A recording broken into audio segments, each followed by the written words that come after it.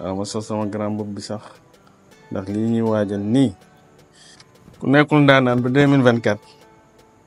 xaw ma si yow dara. asalaamaaleykum gaay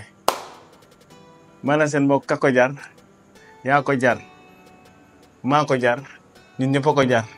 moo tax ma bëgg a souhaiter une bonne année à tous les Sénégalais fépp fu ñu mënti nekk ci àdduna bi maa ngi leen di bëggee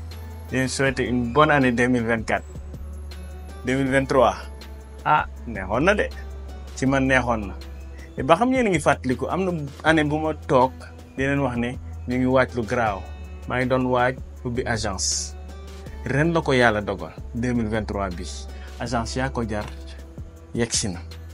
di liggéey ci wàllu communication digitale daal wàllu multimédia di former ay ndaw réew mi ay jeunes Sénégal dama bëgg a wax ak jeunes yi dama la bëgg a dénk lii si tu es jeune ren gëmal sa bopp persévérance mooy tax nit di am succès bu méttee dëgëral nga am surpassement dépassement de soi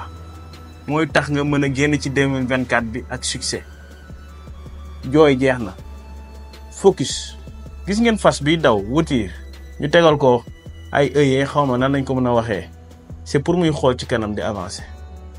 nit amul rétroviseur ci kanam rek dañu war a xool di avancer bu leen nekk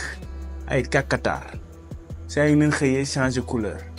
wala bët bi wëlbati ko ci ginnaaw di xool ci ginnaaw déedéet jikko kàkkataar nañ ko bàyyi am jikko gaynde